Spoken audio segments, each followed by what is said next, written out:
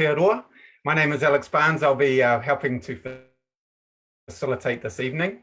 So as with all good things, we'll start us off with a blessing just to settle us in, bring us into this learning place for this evening around Te Tiriti o Waitangi.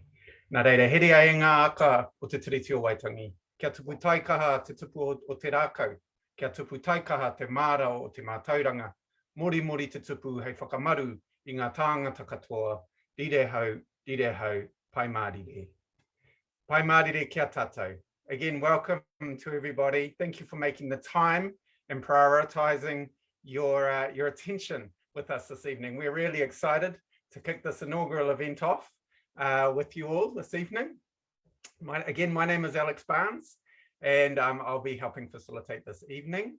I am supported by my wonderful team, tangata tiriti people, educators, activists, educationalists in their own right. And you can see them there behind me waving. Yeah, give them a wave. Give them a wave. Kia ora. Awesome. So so we built up this as a diverse group of educationalists here.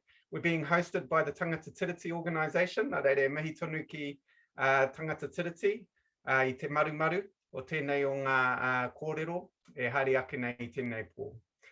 The overall aim, everybody, for this evening and the next actually two sessions, and I'll talk about those two sessions very shortly. The overall aim of this evening and the next two sessions is to provoke educators, schools, communities around how this new curriculum, this new histories curriculum can be used in different schools and in different communities with a specific focus on Te Tiriti. So, and tonight what we're going to be talking about are some 5 tips around Te Tiriti o Waitangi in the new curriculum. So Te Tiriti being one of the foundational pieces of the new curriculum. And so that's really exciting.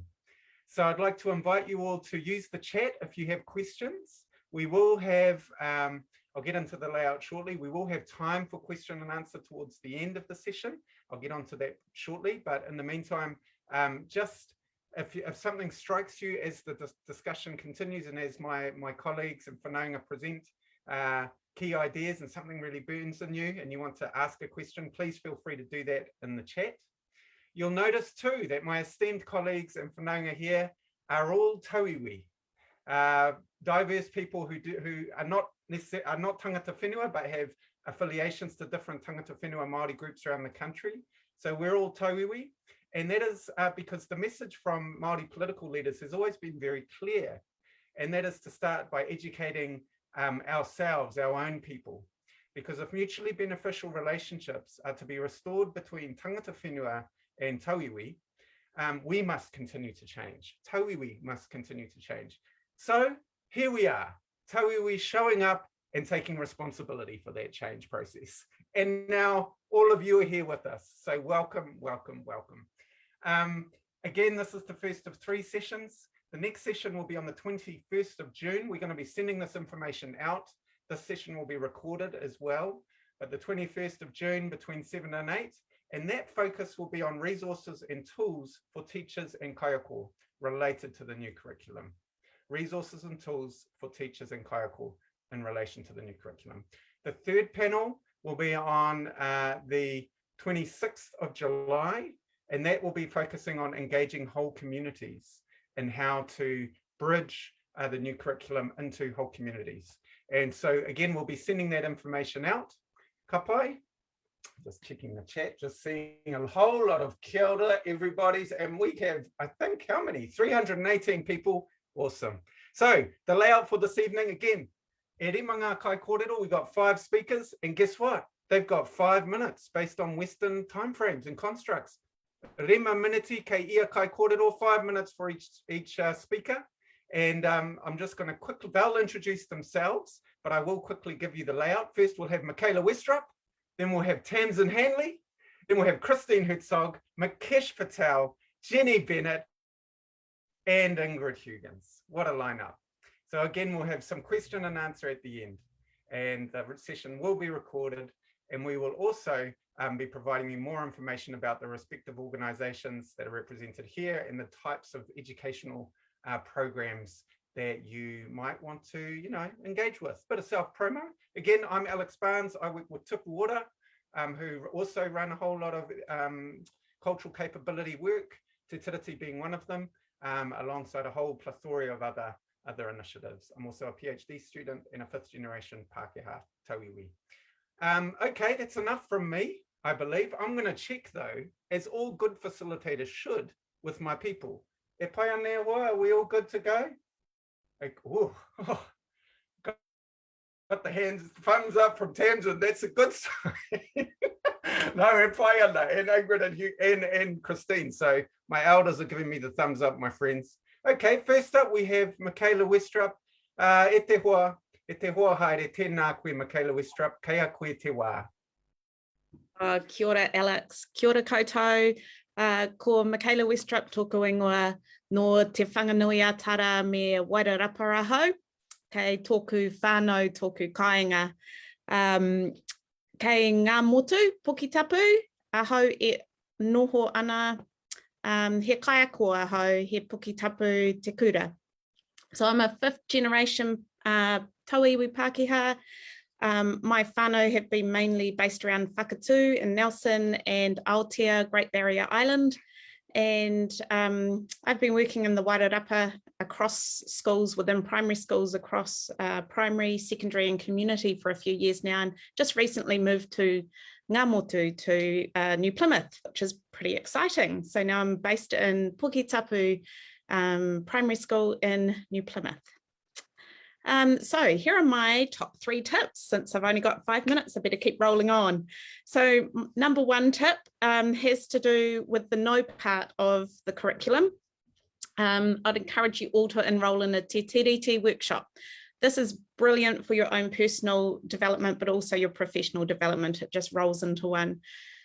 I guarantee that what you're going to learn on the day is going to shape how you interact with the Aotearoa New Zealand Histories curriculum, and also just our New Zealand curriculum and our beautiful tamariki that you're teaching.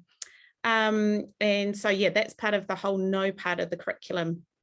My second tip is to stop and think really carefully about the unconscious biases that our previous or current cultural and historical narratives have given us. So don't just accept the Aotearoa New Zealand history as it's previously been taught or told to you. Explore, know and understand research-based resources that are going to support your program.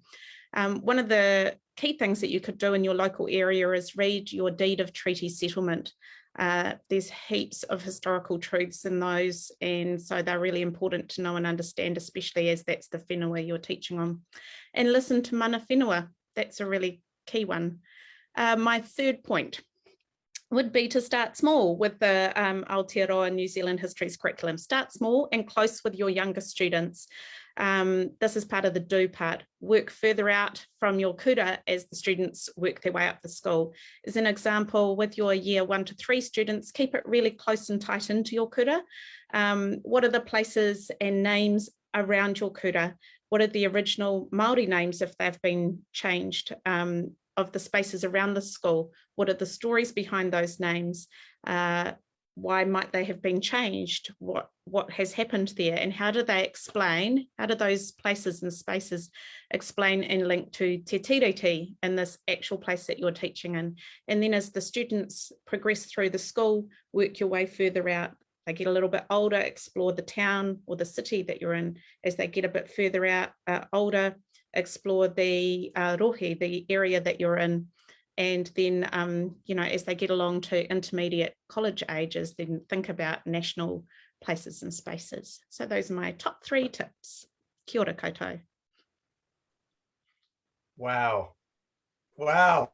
Top 3 tips, efficient, straight to the point, up the guts. Tēnā koe, Michaela, that was awesome. Yeah, awesome tips. Thank you, Lisa Thompson. Just saying that. Now we're moving on to our next speaker, the infamous, the wonderful Tamsin Henley. Tēnā koe, e te kahurangi, kei te mihi a koe. Tēnā koutou katoa. My name is Tamsin Henley and I'm Ngāti Pākehā. Now, Could I have my 3 slides up? My number 1 slide, please. Thank you.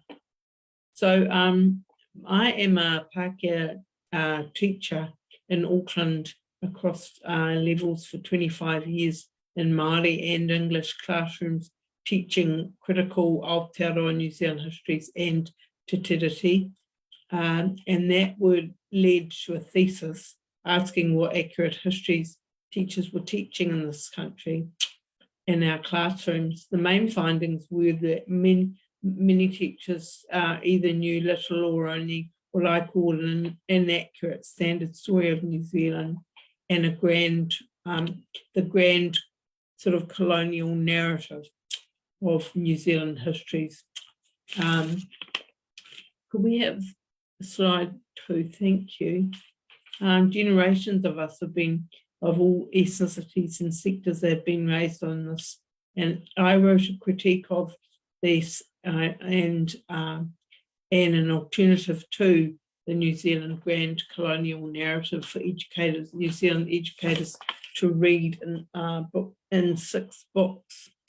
So could I have slide 1 again, please? Thank you. So I'm a lecturer at Auckland University and also do professional development packages for New Zealand educators on this content. So book 1 covers basic Māori worldviews, not iwi or hapu knowledge.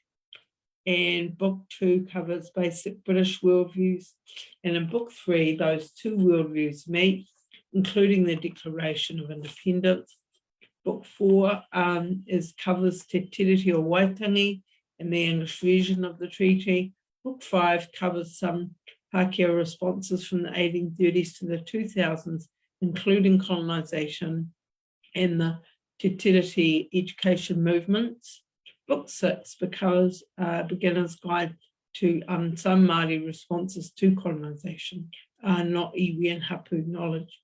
Now, my professional development package meets over and above the new Ministry of Education Aotearoa New Zealand History's curriculum obligations. My PD updates whole staff, school staff on this content. And so these are my professional development contexts to meet those Aotearoa New Zealand History's curriculum obligations. These are things will be my things, and we're in about 200 schools at the moment, kapai. That's it from me. Kia ora. Thank you very much, Tamsin. That was awesome. Again, straight to the point, some awesome resources that people can check out later. Tēnā koe, Tamsin. Now, where are we going to? We are going to Christine Herzog, e te toka tū moana, kei a koe te wā, e te whaia. Tēnā koe. Tēnā koe, Alex. Tuatahi he mihi mahana kia koto, he mihi poto tēnei, nā te mea ko horea hao I te tahi koe kōrero o te reo rangatira. Engari he mihi nunui, nā te mea tēnā horea hao ki te haere mai, ki te whakarongo, ki te kōrero, ki te whakawhiti whakaro mō te tiriti I roto I ngā kura. No te mana oko mātua, I whānau mai I Aoi, Alaska, kei Tamaki Makaurau toko kāinga nāianei, ka mahi ahau I te Treaty Resource Center. As you can probably tell from my accent, I grew up in the United States, but I came here in 1976, supposedly just for 9 months. But I got caught up in emerging awareness and excitement amongst Pākehā about Te Tiriti. And that passion is still with me. And I've been lucky to be able to stay here and have the possibility of pursuing that. I've been a treaty educator since the early 1980s with adults, but didn't really get involved with the compulsory sector until tomorrow's schools required school boards to incorporate the treaty into their charters. More recently, and more excitingly for me personally, because that's what I really enjoy, is the part about putting the treaty into practice. I've been working with schools, particularly in the Tamaki Makaurau area, wanting to not just know and understand about Te Tiriti, but also to put it into practice. I had trouble narrowing my 3 points tonight too, but one of the phrases we use quite often around treaty work is that it's a journey. And I think that metaphor has been very, very useful to us in many ways in treaty work, and I'm hoping that it will be in yours as well.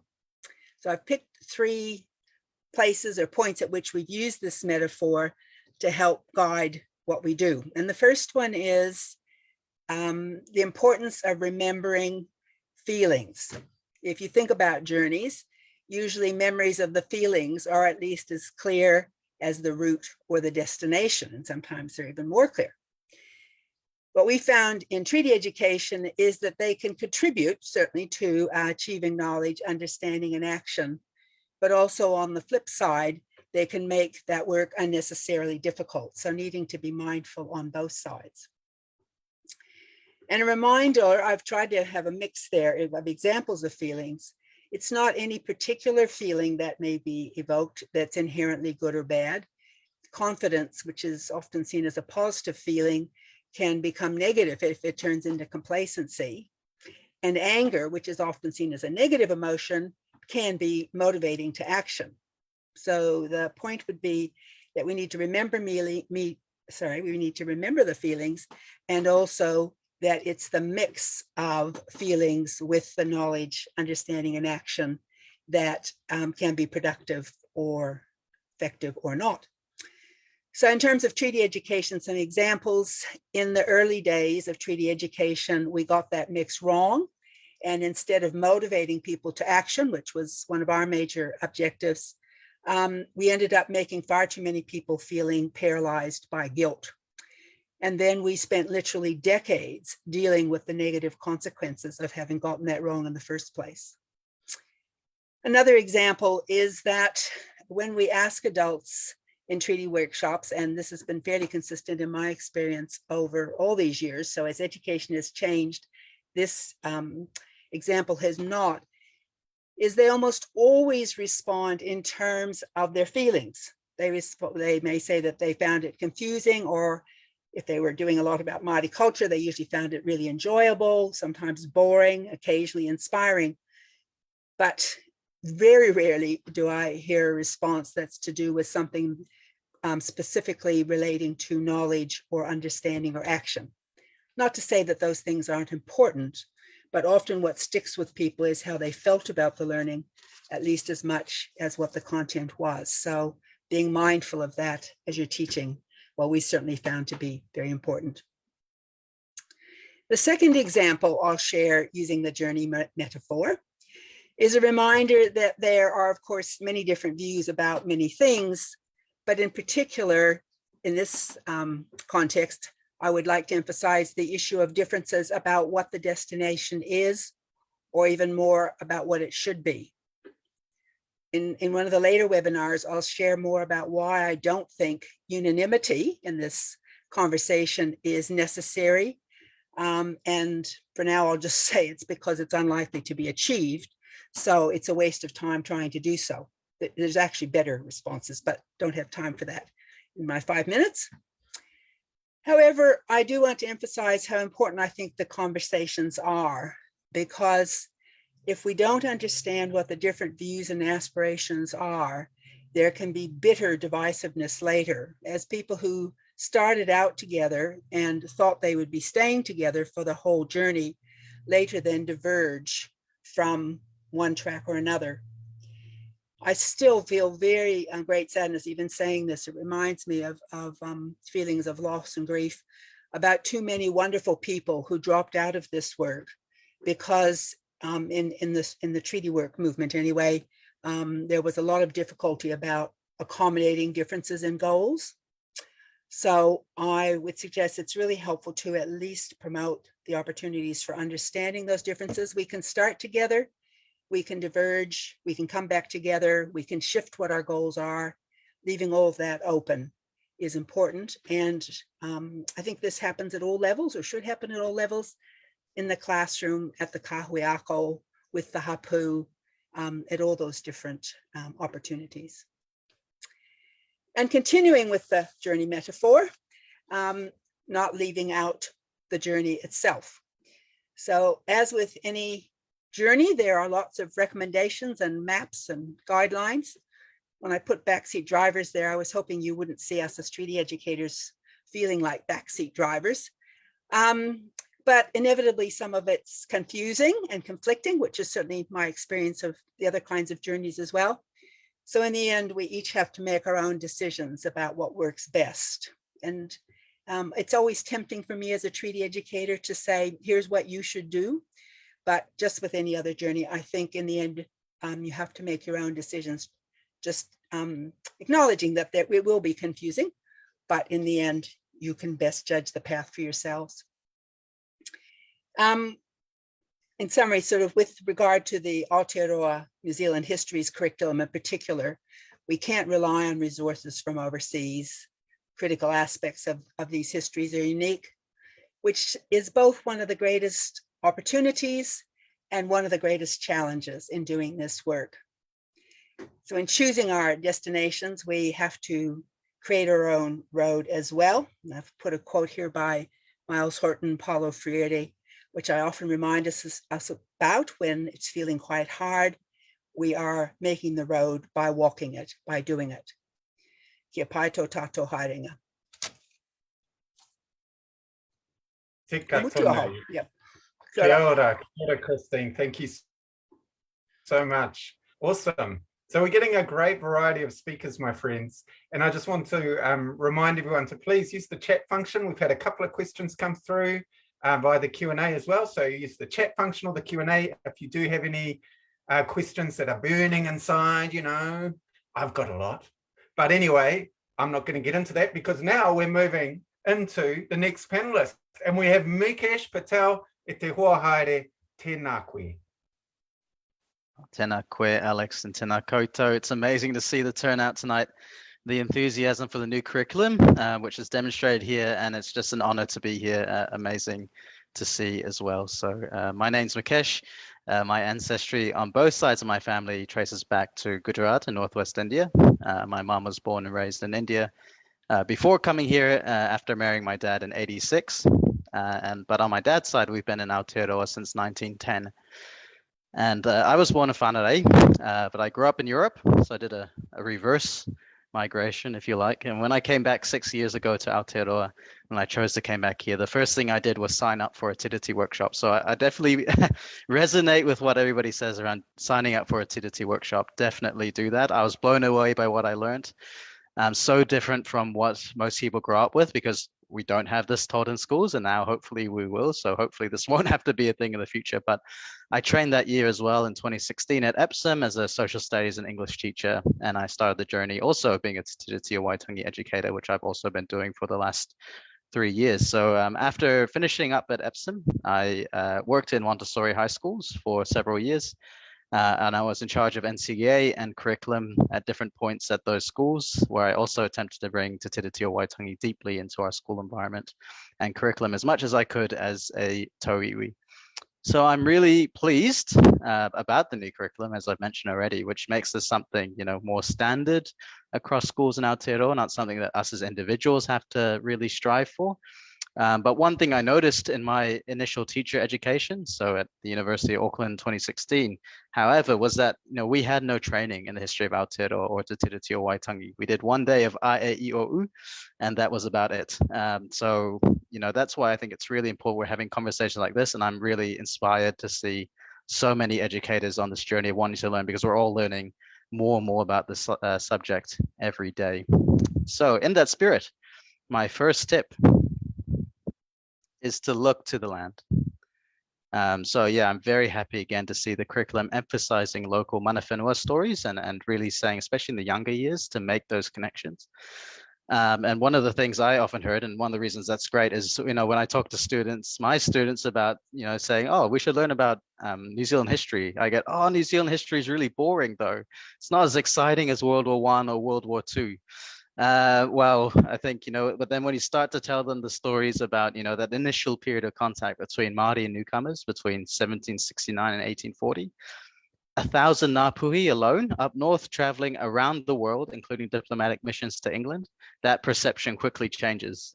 So it's important that we know these histories and those stories. Sometimes they're not really told, but those are the stories of this country. And but also, while the curriculum does talk about understanding why Aotearoa is how it is today, what Christine talked about, the understand strand, it is really light on emphasizing that colonization is unfortunately an ongoing and very much a live process.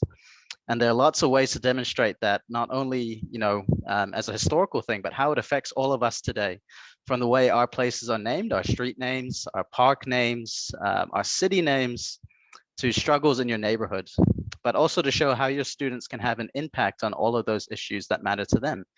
I taught in high school, so everybody that has a teenager, has worked with teenagers, knows they have strong opinions about how the world should be, which is amazing. I always encourage that strongly. How students can have an impact on all of those things, how land use is related to climate change, for example. There's no student I know that's not concerned about climate change. How Māori have half the home ownership rates of Pākehā in their own land, and why that translates to Māori houselessness being something else that students are always really passionate about solving. So those are just two examples of how that relates to today. Ihu Mātau as well. There's a picture of that on the top right. A lot of you might have been there. A lot of you might have taken your students there. I took my students there in 2020. My students were blown away. They loved it. The parents that were with them were a little bit not sure about how they're going to react, but they loved it. They loved the spirit that was there, the different way of doing things, the different ways of relating to elders, to the land, to each other. They loved it. And they took hundreds of school groups through that whenua. So, there's lots of examples, lots of places you can go. And finally, through efforts to make things right and end colonization, like Mātiki Mai, so that's the Mātiki Mai logo on the left there, which is if you haven't heard of it, the amazing movement for a constitution that honors the Tiriti and Aotearoa that will end colonization. This is something your students today will be at the forefront of making it a reality by 2040. So very exciting, get them involved. My second tip is to be careful with your sources. So Christine also mentioned this, and as teachers, we know often not having a lot of time to plan lessons, we find whatever sources we can, which is great, and there's lots of amazing sources out there. But also a lot of the ministry released resources for the curriculum, while being very good, and I've taken a look at quite a lot of them, especially for year 9 and year 10. A lot of the commonly used resources to teach New Zealand history, though, in the past especially, are quite dated and really centered around Pākehā perspectives, or even overseas perspectives, like Christine mentions.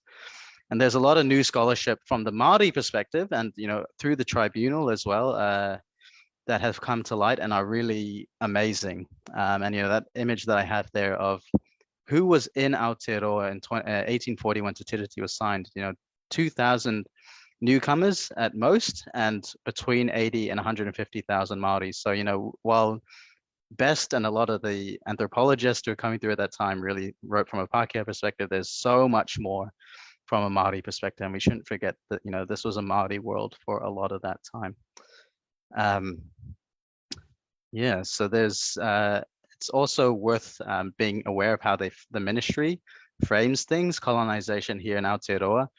There's a lot of mention in it as different understandings. There's exchanges and exclusions, these kind of euphemistic terms. And while that early period was really a fruitful period of exchange, there's suspiciously a bit of a difference between how it describes New Zealand colonization in the Pacific, with words like authority and control there.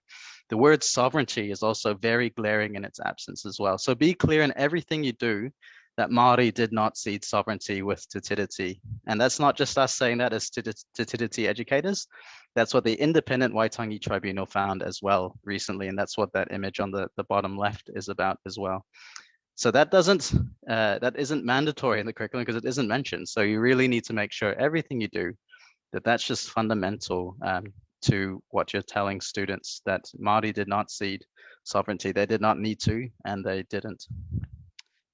But unsurprisingly, the government still refuses to fully acknowledge this. And this is reflected in that lower right-hand picture. Some of you might have been there to Te Papa, where they've got the English version, which we're not even calling a treaty nowadays, because that wasn't the one that was signed and discussed. on one side, but on equal size, equal emphasis given to that as Te Tiriti or Waitangi. And that's, you know, while yes, these two versions exist, whether you should give one more weight than another, absolutely you should give the Māori's text more emphasis. So this is just an example of how a lot of government resources can be really tilted in one direction. So you just need to have a critical eye when you're using these resources. Yeah, so finally,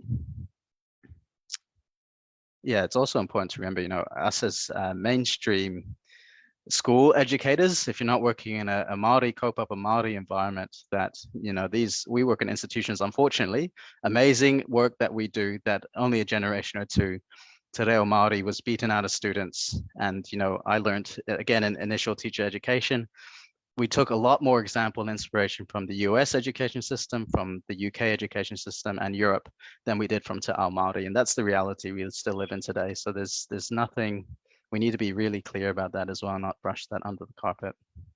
Finally, my third tip is not forget about Towi of color.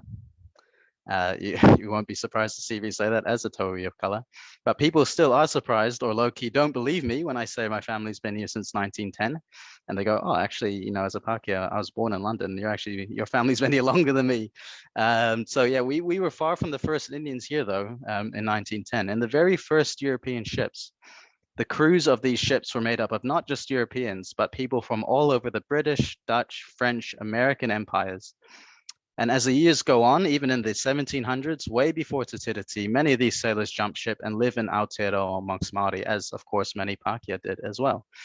And there, even to give some examples, there are an estimated dozen African Americans in Aotearoa before the signing of Te Tiriti. So this history is not well known, and I would bet it's something new to most of the people in this call today. It's fair to say, you know, this has been airbrushed from our history, and what it means is that we are not just an afterthought. There is this amazing section in the curriculum about, you know, we need to teach migration histories and how Chinese and Indians, etc., were maltreated, Pacifica people as well, also suffered at the hands of this government. But that's kind of put as a separate module while the Pākehā relationship to Māori is treated as very central. But no, we are equally part of this relationship. Te Tiriti was a political arrangement between the Crown and Hapu, not a cultural covenant between two races or reflecting that there's only Pākehā and Aotearoa in 1840 as well as Māori. No, there were also people from all sorts of different places. So with you and I, all of us know that we have an increasing diversity of people in Aotearoa. And if we don't center that perspective, that everyone has an equal say in Te Tiriti and what this country should be and look like in the future, you're going to exclude a huge number of Pacific, Asian, and other students in your classrooms who by 2040, together with Māori, will make up the majority of the population is the estimates. So we can't be excluded from the conversation or treated as an add-on. So yeah, that's me. If this information is new to you or you think, wow, that's cool, I didn't know about that, I want to learn more, again, definitely consider getting those Tiriti educators. We're all around the country, available to do Tiriti workshops as we are doing in schools, and it's a great foundation. I recommend getting schools to do it when we've done it for schools. It just means you're all on the same page with historical knowledge, with what actually happened, and that's a great place to start with to engage with mana whenua and Māori in your schools to make your schools reflective of Te Tiriti and honour that agreement. Ngā mihi. Tēnā koe Mikesh, e te kanohi ho miro miro e mihi ana. Thank you very much for those reflections. We're currently based again on Western Gregorian timeframes, 7:35. We've got two more speakers, so we should have around, if we stick to the ancestral gifts of my ancestors, we should have about 15 minutes of discussion, and the questions are coming through thick and fast. Enough from me. We're now going to go to Te Ringa Tōhau Nui, Jenny Bennett. Kea koe te wā, tēnā. Tēnā rā tātou katoa, no Kiriti o ku tupuna. I tai mai mātou ko tōku whānau ki Aotearoa I tōku tamarikitanga, I te puaki au ki Tokoroa, ki whakatūhoki, kei Mohua, kei Tākaka, ki te tauihu o te waka a Māui e noho ana ahau. Ko Jenny Bennett tōku ingoa. It's great to see you all here, and I have loved watching those questions rolling in. as much as I've loved listening to my amazing, talented colleagues. So real pleasure to be here. So my ancestry is Cretan. My matriarch line arrived to Aotearoa when I was 7, and I have a background in primary education and primary school principalship. I left principalship after 8 years, and I'm now working in the professional learning and development space as a MOE accredited facilitator, focusing on local curriculum, cultural capability, including Te Tiriti, organisational change, and a little bit of initial teacher education as well, which I am absolutely loving the journey, and I'm really happy to be here and be around such amazing people. And so speaking of a voyage, I use the analogy of a waka to talk about what, as Christina said, is a journey. So huri hia to aro ki te rā e koutou mā. I've used a waka because a waka has many kaihoi, as you know, and many hoi, so many paddlers and many paddles. And as kayako and settings in Aotearoa, we're all on the waka as we start to look towards the implementation of the Aotearoa New Zealand Histories curriculum in our schools next year. And it's a very exciting and optimistic time, I believe. And in saying that, I think we can all imagine what might happen if we're all in a waka and some of us don't want to be in the waka and other people think the waka should go one way and other people think it should go the other way, and some people don't know how to use the paddles. So I think it's really important that we get cohesion and get clear with ourselves and in our settings as well. And I've seen some questions coming through on the chat that kind of speak to this as well. So it's definitely something that we need to think about as we hoia tō tātou waka together. So my first tip is, as we get in this waka and we prepare for our journey, is look to the horizon. And as I said before, get optimistic, get excited. And I guess that's why there's 350 people here, right? Because we're keen and we want to learn. It's been a really long time coming. And there are some structures that have already been put in place, such as the refreshed professional growth standards, which are a more forward-facing approach. So I use the analogy of a horizon, right? And the first standard is the Te Tiriti or Waitangi Partnership Standard. And as some research I did a couple of years ago, I asked over 100 teachers and leaders what their understanding was of this partnership in their settings and how cohesive that was. And one of the many takeaways I got was that we all had really different, varying ideas. And it's not to say that any of those ideas were wrong or incorrect, but it did show me that there is a big variance. So my first recommendation is to get together with some colleagues and look at that standard and think about Te Tiriti o Waitangi and think about what Te Tiriti o Waitangi partnership is in your setting, early childhood, primary, secondary, tertiary, and start to talk about what does that mean for us, and ask some questions too of other people, iwi, hapu, people in your community. What does this mean? What do we mean when we're talking about this? My second tip segues on from that. And as we're gathering our kaihoi and our hoi or paddlers and our paddlers, I'd really suggest as a school, as Christine said, getting on that the journey is as important as the destination, is asking lots and lots of questions. So ask each other questions and find out where in the school and where in your communities there's expertise. And it could well be that the people in this Zui right now are you are the experts, and you're the people in the school with knowledge, or the people in the school with the enthusiasm. So I really want to encourage you with this as you gather now with 2 terms to go, we do have time, you do have time to start asking those questions as a school and as a community. And, you know, an internal evaluation around how prepared are we, what resources do we need, what do we know we don't know, and what don't we know we don't know, and getting into all of that kind of questioning will really help you in the future. And if we don't ask those questions now, you know, we can find ourselves next year where we're trying to implement something and we're not clear. And other people have referred to it. We're not going to have all of the answers right away, but we do have time now to ask some questions. So if you're a kayako, if you're a tumuaki, if you're a learning support assistant, be brave, go in, ask those questions and do some internal evaluation around what's needed and what you can do next. And I do really tautoko, you know, Te Tiriti education as a school, 100%.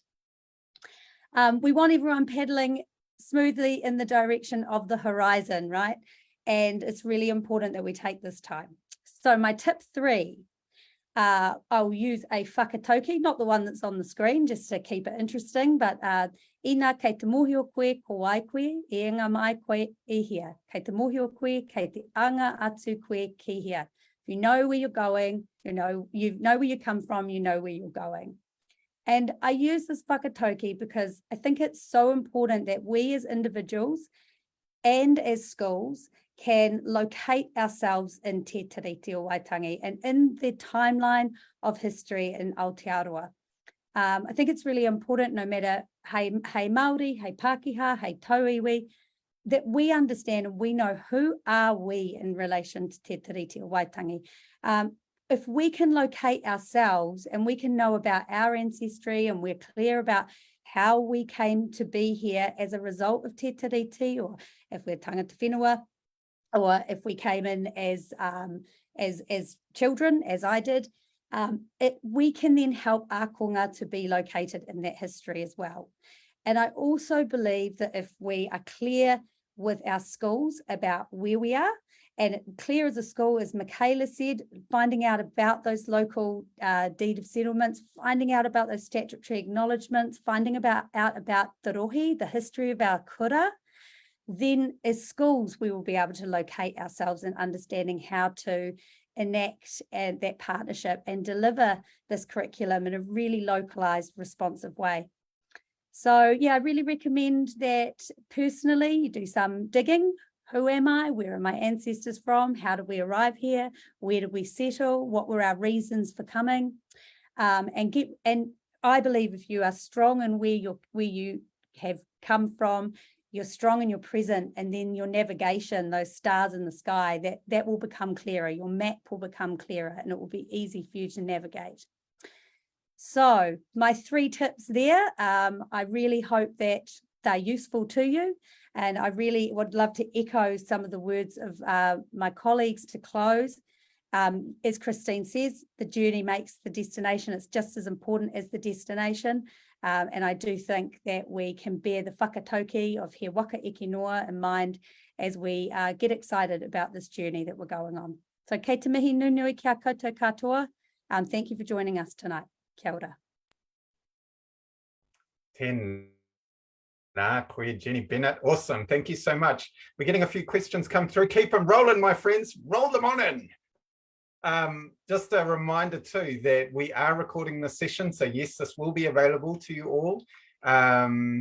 We will also send you information out about, again, our treaty workshops, what's available, the kind of stuff that we do. So all of that information will be sent out to you too. So yeah, hold tight. And our last speaker for this evening is Ingrid Huggins. Dr. Ingrid Huggins joins us now. Nā reira e te whaia, tēnā koe, nau mai rā, kei a koe te wā. Ngā mihi nui ki a koutou, e hoa mā ki rungi e te paipai nei, ngā mihi nui ki a koutou e whakarongo mai nei. Ko Ingrid Huggins, tēnei, no hōrana tōku iwi, I tai mai o ku mātua ki kōnei I whānau mai, ahau ki tāmaki makaurau, I tipu ake ahau ki whakatāne, ki whakatū hoki, kei kirikiriroa te kāinga nai nei. So in English, my name is Ingrid Huggins, and I'm a first-generation Pākehā of Dutch ancestry, living in the Waikato and travelling on behalf of tangata Tiriti all around the country, so delivering workshops even in remote places like Westland and Tākaka, where Jen Bennett is. So, we really do reach out everywhere around the country. You can find us. So I really mihi to all my colleagues and everything that's been said. So I would like to just say a few things about myself, not many. I just had noticed that Mikesh elevated the Ngāpuhi Speaks panel to the Independent Waitangi Tribunal panel. Thank you, Mikesh. It was actually an independent panel listening to the tribunal hearings, but a lot of the new information about the treaty that's circulating and presenting such a positive face of the Māori text did come from the hearings held up in Ngāpuhi, but also many other iwi contributed to that. And I was privileged and honoured to be sitting alongside a Māori colleague, Takawai Murphy, and a Pākehā colleague, Susan Healy, and we were the co-authors of the report called Ngāpuhi Speaks. And those of you who've been to the He Tohu exhibition at the National Library, the speakers you're hearing there on the screen and all those gorgeous YouTube clips that are so cool to show students in schools come basically from that Ngāpuhi Waitangi Tribunal hearing, where the conclusion was absolutely clear that in Te Tiriti or Waitangi, Māori did not cede their sovereignty, which does change everything for the way that we think about our colonial history and the way that we teach it. And it sets aside that colonial narrative that Tamsin talked about, that standard story. It's time to set it aside. So kia ora, Marisa, I'll have my first slide. So the three very simple tips from the Tangata Tiriti National Coordinator are that we all belong within Te Tiriti, and it really is, it's often talked about as though the Treaty of Waitangi is there for Māori or to protect Māori rights. And yes, it does protect Māori rights, but that's not why it was written. It was written to let newcomers into the country. And Tariana Turia, actually, the past leader of the Māori Party, she actually called Te Tiriti o Waitangi New Zealand's first immigration document. And that's absolutely correct, historically, constitutionally, politically. It is New Zealand's first immigration document. It's the document in which tangata whenua allowed newcomers to come and settle here. And that's what created the group of all of us whose ancestry is from somewhere else, that we can call ourselves tangata tiriti, because our families have come into this country under the Treaty of Waitangi. So that's why it's talked about as the founding document, meaning of the nation with not only the people of the land, but now also the immigrants as part of that nation. So it does join us all together, and it is why we all need to understand it. But it's more than that when we're teachers. It means that, and this follows what Jen has just said, Jenny Bennett, that it means that as a teacher, you need to place yourself within the treaty and make it quite clear and know where your own people came, when they came, and so on, so that you're saying quite clearly to the class that we all fit under the Treaty of Waitangi. It joins us.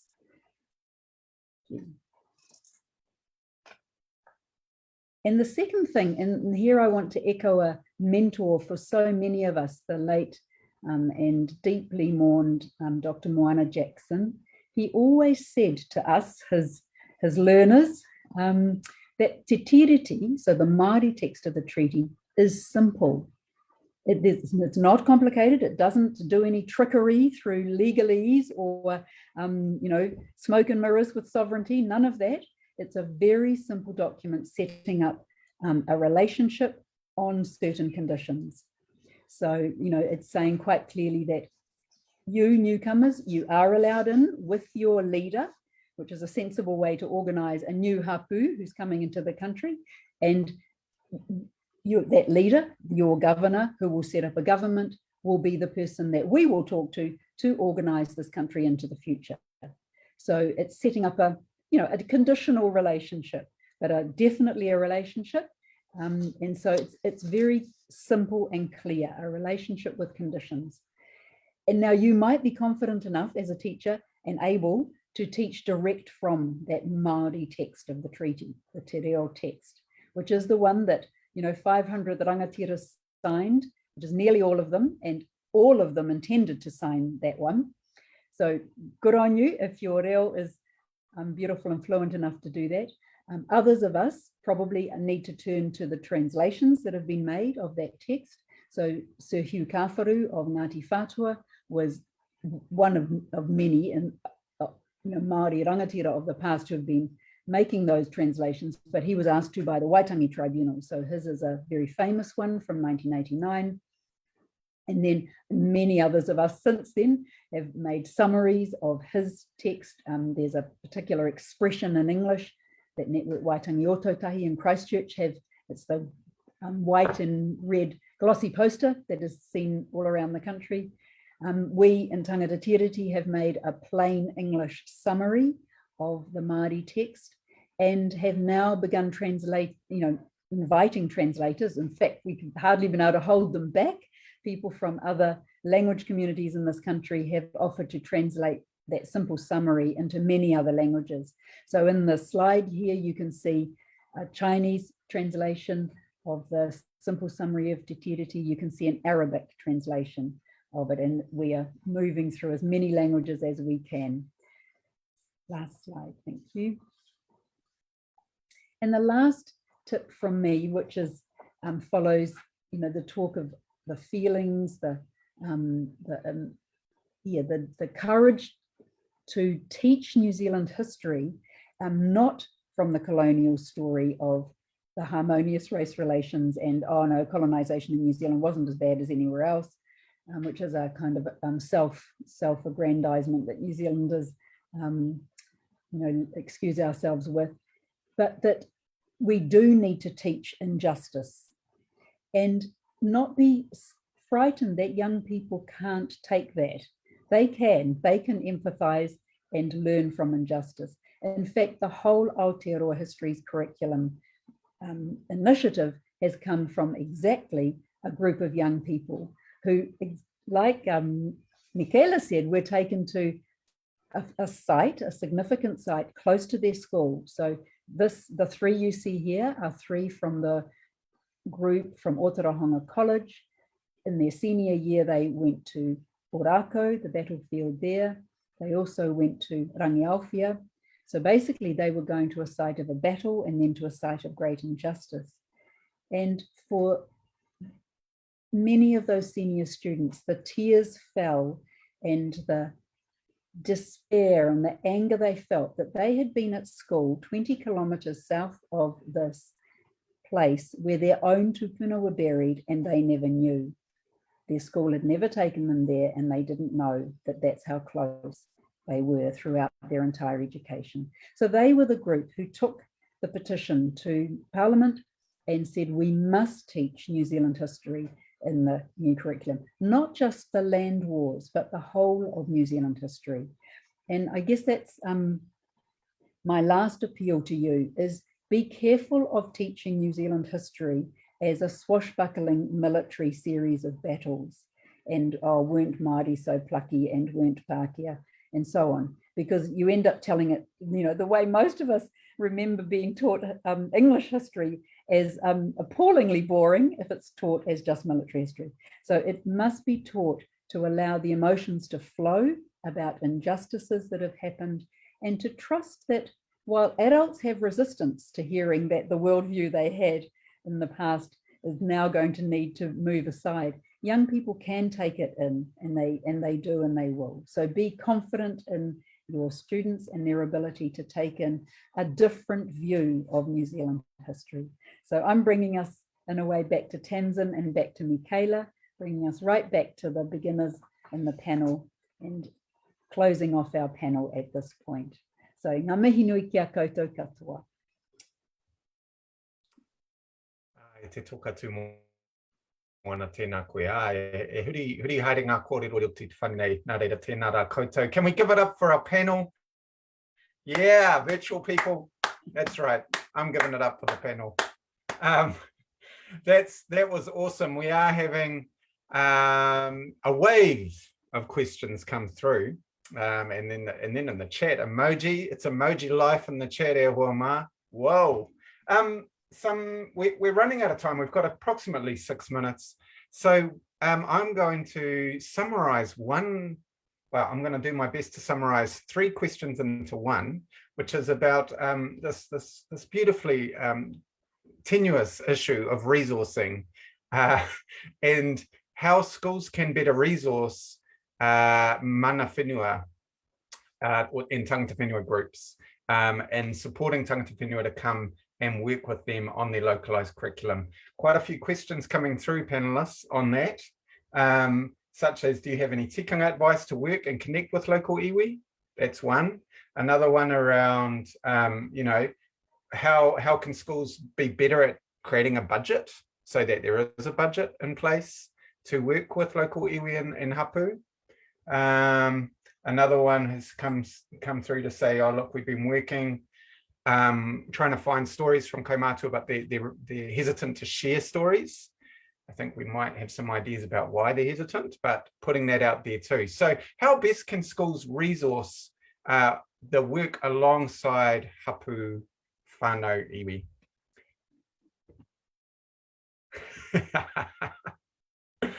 Is that you putting up your hand, Jenny Bennett? Just jumping in. Tēnā. Kia ora. Yes, well, schools need to be. So, you know, great question about the budget. I saw that coming in, and just it is so important that schools are able to remunerate mana whenua for their time. The requests that are coming in, as you can imagine, this Aotearoa New Zealand history is on top of all of the other mahi that's happening in Te Taiao and other spaces is huge for our mana whenua. And so, yeah, remuneration is absolutely required. And that's a conversation perhaps for kahuiako to be having. If you're not part of a kahuiako as a school, then hey, go and have a kōrero with your leaders, and I guess to go back a step to the mātauranga, we can't expect that time and knowledge and intelligence will be free at all. And we also, I think, need to remember that there is some knowledge that isn't for us. There is some mātauranga, there's the haukainga mātauranga, there is the whakapapa mātauranga that we have to accept, which is contrary to our dominant world view of, you know, if I want something, I can Google it or get it. And we need to accept that some of that knowledge isn't for us. And so it's working out a relationship of reciprocity that feeds and benefits each party equally. And it's not, I think, about going and saying, can we have or can we take? It's more about saying, this is what our school, this is what we have as resources. How does this serve your aspirations? So flipping it around and really thinking about reciprocity. Kia ora. Tēnā koe, Jenny, thank you for that. Just a reminder too, that we will be digging into this issue more in our third webinar on the 26th of July. But I'm going to keep the question live. Panelists, would anyone else like to go and answer that one? No. I just add 2 points. One that I think I've just seen in the chat, which I'd like to echo, which is bearing in mind that in some cases there's other forms of reciprocity that are even more important than money. So it's important to find out what's important to the communities you're wanting to engage with. And for many, money is the reality, but for many others, it's something else. So taking a broad sense of reciprocity. The other comment I would make is that basically doing our homework before going there, because although there's not nearly as much material that's readily accessible as one would hope for, and I'm sure that will be changing over time. For example, as many people have already reported, the tribunal reports, if there's something relevant in your area, that means that local people, local mana whenua and others have shared a great deal already, and that's in the public domain. If there isn't that, you can approach your local council because of resource consent processes. There's increasingly things called cultural value assessments, I think they're called. And again, you may be lucky that there's something in your area where it's already been shared. So rather than assuming the first step is to zoom off to the local group, certainly in terms of making yourself known, I would certainly make yourself known to them and showing interest, but basically doing the homework so that you're not asking questions that have already been answered in the public domain. Great. Do your homework. Yeah. We ask our kids to do homework. Some of our kids do homework. Let's do some homework. Yeah, that's good. It's good. Ka pai, tēnā koe, Christine, Jenny. Awesome. There are some suggestions coming through in the chats too. One of my whanaunga has just developed a resource. Tēnā koe whare Isaac Charland. Shout outs there. So we will be, there's some stuff live circulating. One of the other questions we've got here is a question from John Pipe. It was one of our first questions. Tēnā koe, John, if you're still listening. We have got a little bit more time here too, my friends. So we're going to go over time a little bit, which is fine. Hey, so the question is this, and how do we as educators address the ignoring of Te Tiriti from 1877, the Wee Parata case, through to about 1975, when New Zealand started to wake up to the importance of Te Tiriti, of the treaty? I believe the treaty is very important, but we have to address the period in which the treaty was ignored. Now, I've seen a number of really innovative ways of doing that. I'm going to open that up to some of my mentors here. Have you got any responses to address that period between 1877 to 1975? I'm going to open that up.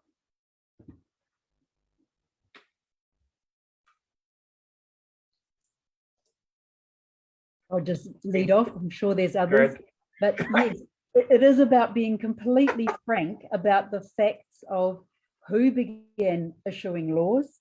You know, the fact that once those laws began being issued, as you're saying, after 1877, as though the treaty was a nullity, and as though the only culture that was going to do any organizing in this country was going to be a monoculture, the English-speaking people who were creating the better Britain, in the South and so on, and also having some heart towards everyone who emigrates is trying to create a better life, so there's also sympathy and empathy for people who are trying to create a better life. But, the consequence, as we know, is that a complete culture was ignored and suppressed. So just making it clear that that was part of the long 500 years of colonization, of European supremacy, the beliefs that, that ladder of civilization, as though the people really did believe at that time that European culture would save the world, and European agriculture would save the world, and European finance and capitalism would save the world. It was a genuinely held belief, and the terrible damage and genocide and so on that it created around the world, it's taken till the last 100 years or so to truly come to grips with and begin to change that path. So be honest about that, about the global history as well as the local. And also, and this is something that we are proud to do in our program, but it's being done everywhere as well, which is to show how strong the Māori resistance was to this. So for instance, the parliament in Papawai, I'm right here in the Waitangi at the moment. So this is just to the east of Greytown, the parliament there set up by Māori who were basically the Ngāpuhi Kotahitanga movement handed the rākau for unity parliaments down here to the Wairarapa. Michaela might want to add to this. That parliament was passing laws for the good of New Zealand, was passing laws to help solve issues between Pākehā and Māori. They were sending those laws to the Parliament in Wellington, and every one of those laws was ignored. So just telling the facts about that period, I think, is hugely empowering. So kia ora to any others who want to jump in. Michaela, did you want to say anything else? Oh, Tim. I just wanted to say to that question that my resource covers, as I said, those periods other than just in year. So my resource is one resource that does cover some of that stuff. Yeah, like Ingrid said. Awesome. Michaela, you want to continue, or should we go on to the next question? I think Ingrid covered that off beautifully. Thank you, Ingrid. Mahi to you. Oh, we're all so polite. Okay, here's a good question for everybody. We are missing this is my own observation. We're missing I don't know. Well, we're not actually. We're all early childhood educators to some degree with our own families. But how can you authentically implement Te Tiriti in early childhood? That's a question by Megan Marais. I'm sorry, Megan, I hope I'm pronouncing your name correctly and you're still with us. So the question is, how can you authentically implement Te Tiriti in early childhood? Any ideas there from the panel?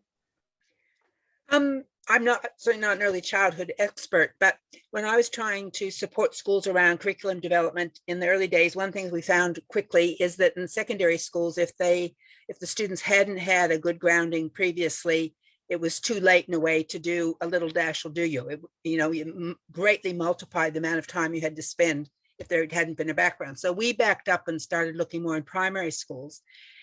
And the learning we got out of that experience, I would think would apply equally to early childhood. And it's what had prompted my comment about feelings, is that often when people talk about this kind of learning, and this is echoing a point Ingrid just made, the facts and figures and names and dates and events carry ideas.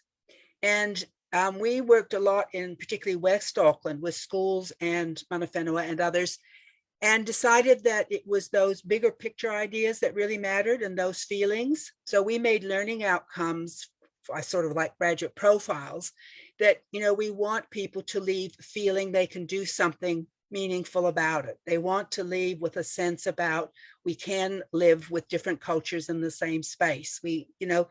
There were those really big picture ideas, and I think those apply absolutely equally to early childhood. You may not want to give the details of Article 2 compared to Article 1.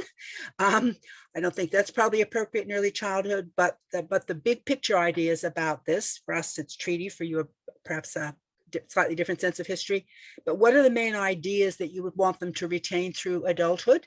And it's probably not the date of February 6th, it's that date, sense of hopefulness and things. And I think that I would focus on that, those big picture ideas rather than the literal history stuff, and the feelings, that they go away with the feeling that we have problems, we have to deal with those problems, and we can deal with those problems.